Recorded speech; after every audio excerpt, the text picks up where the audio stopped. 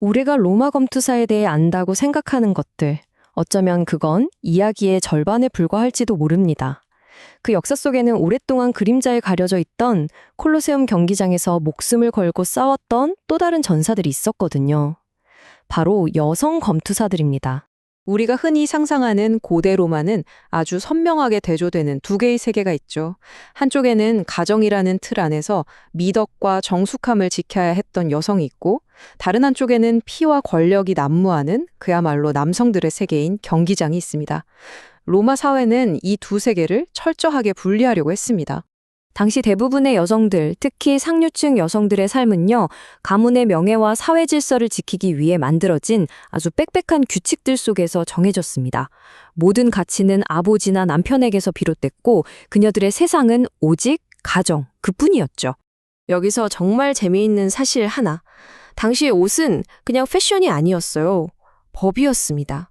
이 스톨라라는 옷은 나는 존경받는 집안의 정숙한 아내입니다 라고 사회에 공표하는 일종의 신분증 같은 거였죠. 그리고 이 옷차림이 당시의 사회적 구분을 얼마나 명확하게 보여주는지 보세요. 정숙한 여성은 토가를 입는 게 금지됐습니다. 왜냐? 토가는 매춘부들에게 입혀서 공개적으로 수치심을 주는 일종의 낙인이었거든요. 덕망 있는 귀부인과 그들을 구분짓는 확실한 선이었던 거죠. 자, 이렇게 모든 것이 엄격하게 분리된 세상이었어요. 여성들은 콜로세움에 가더라도 가장 안 좋은 자리, 맨 꼭대기층에는 앉아야 했죠. 그런데 바로 그곳, 남성성의 심장부라고 할 수 있는 경기장 안에서 누구도 상상하지 못했던 일이 벌어지고 있었습니다. 네, 맞습니다. 검투사가 남자만의 직업이 아니었다는 겁니다. 이 가부장적인 로마 제국 문화 속에서 여성들도 피비린내 나는 경기장의 모래를 밟고 전사로서 칼을 맞댔습니다. 그러니까요. 이게 뭐 어쩌다 한번 있었던 특별한 이벤트가 아니었다는 게 중요합니다. 역사 기록을 보면 글라디아 트릭스, 즉 여성 검투서들이 기원 후 1세기쯤 되면 경기에서 꽤 흔하게 볼 수 있는 대중적인 구경거리가 되었다고 나와요. 그럼 이런 놀라운 이야기가 그냥 지어낸 건 아닌지 어떻게 확신할 수 있을까요? 그 증거들은 로마 제국 곳곳에 돌과 문서, 심지어 무덤 속에까지 흩어져서 우리를 기다리고 있었습니다. 이게 우리가 가진 증거 중에 아마 가장 확실하고 멋진 물증일 겁니다. 아마존과 아킬리아라는 예명을 가진 두 여성 검투사를 기리는 대리석 부조인데요. 얼마나 용맹하게 싸웠던지 심판이 둘 다 살아서 경기장을 나갈 수 있도록 명예로운 무승부를 선언했다고 해요. 그걸 기념한 거죠. 자, 이 조각들을 한번 다 맞춰볼까요? 여러 역사가들의 기록, 자기가 여성 검투사를 처음 선보였다고 자랑하는 비문, 여성 전사를 묘사한 예술품, 그리고 심지어 런던에서 발견된 여성 검투사로 추정되는 무덤까지. 증거가 정말 다방면에서 나오죠? 근데 저는 이게 가장 결정적이라고 봐요. 바로 그들을 금지하는 법이 통과되었다는 사실입니다. 생각해보세요. 있지도 않은 걸 굳이 법으로 막을 필요가 있을까요? 오히려 그들의 존재가 당시 권력자들에게 꽤나 골치 아픈 문제였다는 걸 보여주는 가장 확실한 증거 아닐까요? 이 연대표를 보면 여성 검투사가 그냥 잠깐 나타났다 사라진 유행이 아니었다는 걸 알 수 있습니다. 공식적으로 완전히 금지되기 전까지 거의 200년 가까이 여러 황제들의 시대에 걸쳐서 꾸준히 존재했던 현상이었어요. 여기서부터 정말 흥미로운 질문이 시작됩니다.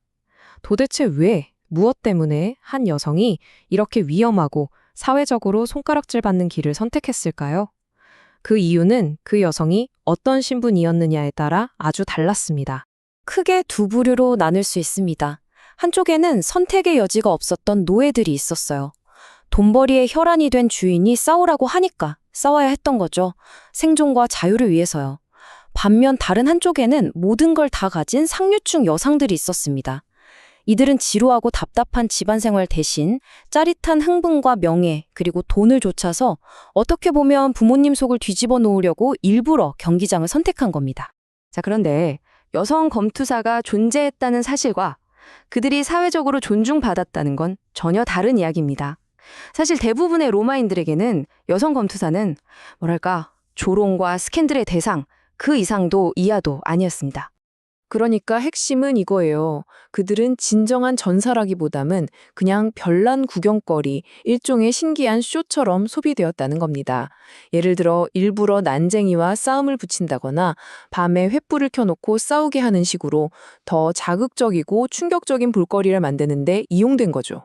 당시 시인 유베날리스가 쓴 글을 보면 그 경멸적인 시선이 아주 잘 드러납니다. 여성 검투사의 남편을 향해 내 아내가 투구 무게에 목이 꺾인 채 끙끙대는 꼴 좀 봐라 라며 비웃었거든요. 전통적인 로마 남성들의 눈에 여자가 검과 방패를 든다는 건 자연의 섭리를 어기는 칭찬이 아니라 비웃어야 할 일이었던 겁니다. 이런 사회적인 긴장과 논란이 영원히 계속될 수는 없었겠죠?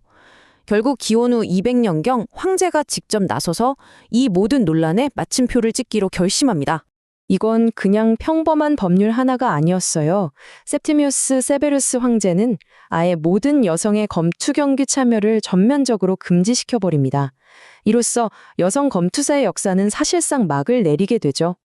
그런데 그 금지 이유가 정말 기가 막힙니다. 공식적인 이유는 여성 운동선수들을 향한 저속한 농담들이 오가는 걸 보고 이런 스포츠가 모든 여성의 품위를 떨어뜨릴까 봐 걱정돼서 그랬다는 거예요. 참 아이러니하죠? 경기장 자체는 온갖 잔인한 폭력을 찬양하는 곳이었으면서 그걸 막는 이유는 여성의 존엄성을 지키기 위해서라니 말입니다.